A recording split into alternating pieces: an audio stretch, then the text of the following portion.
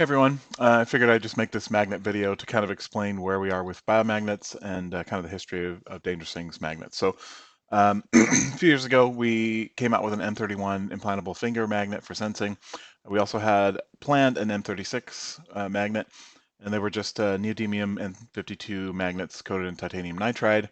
And we'd done a bunch of different tests in the lab, and figured that the coating was good. We've kind of refined our process a little bit, and put those magnets out, and then I had one of the first ones here in my pinky, and after about a year and a half or so, I started to notice a little bit of a failing field, and then started to get a little puffy. So essentially, the coating had failed, and so I removed it, and then around the same exact time, I started getting reports of other people having similar failures. So we immediately stopped selling them on the site.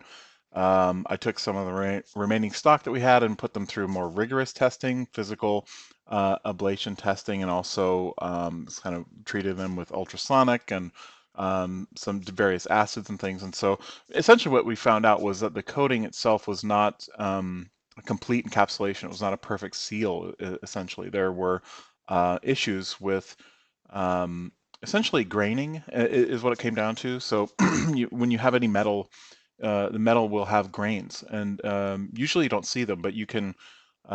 Sometimes you'll see like a stainless steel or like a steel metal sheet, and you'll see these kind of like crystallized shapes in the metal, and those are the grains. And um, apparently, all metal has these grains. You only normally, with most metals, you can't see them, but they are there. And so, what can happen is those grains have little stress holes in them. So, like there's little holes between like you try to do your fingers. There's holes, right? And so, along that grain, you'll see.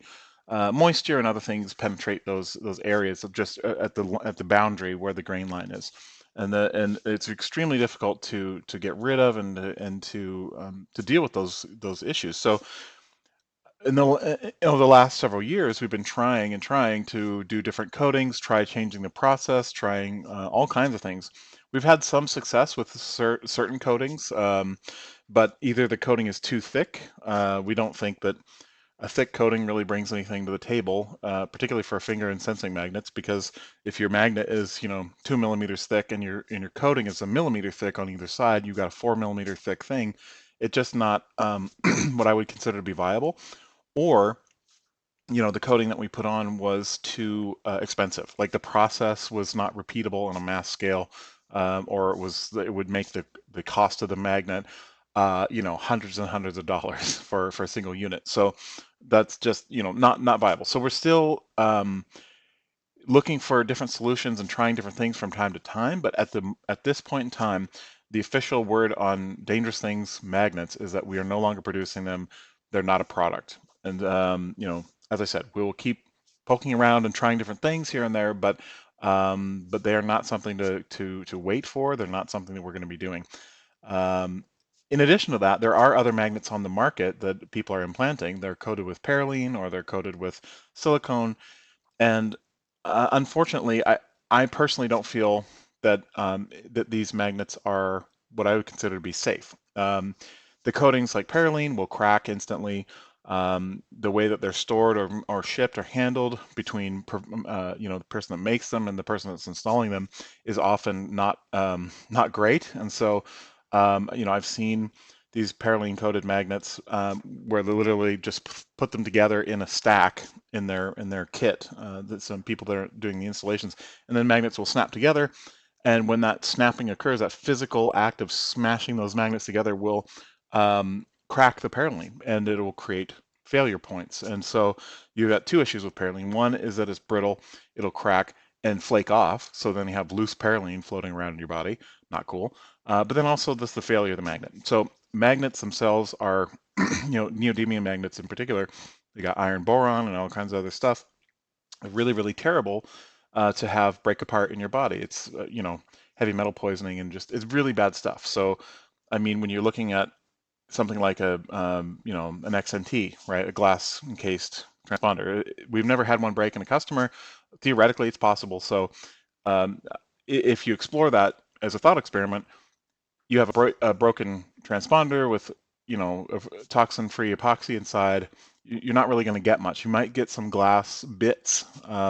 If it gets crushed completely, you might have some glass bits or whatever, but still, surgical removal of those uh, elements is fine, and it's not going to poison your body like a magnet will. So a magnet that has been corroded, creates all kinds of problems in the body that I personally don't want to be responsible for, which is why we pulled the magnets immediately.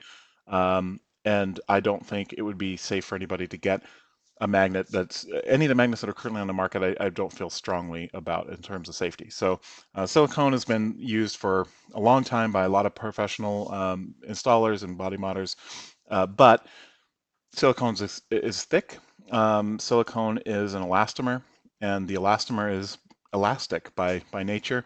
Um, it has wear and tear function there as things move around because the elastomer, none of the coatings actually adhere to the magnet surface. So Parylene doesn't adhere to the magnet; it just goes around it. And the structural integrity of the Parylene or the silicone is directly related to the thickness and the properties of that material only. It's not actually attached to the magnet, so it can't that coating can't rely on the magnet for structural robustness or stability. So over time, you will have stress induced failures of silicone coated magnets as well. So, and the idea that a magnet could ever, come apart or be compromised inside someone is not something I'm willing to even entertain. So that's why we at this point in time we do not have magnets. We're not going to have magnets. They're not a product.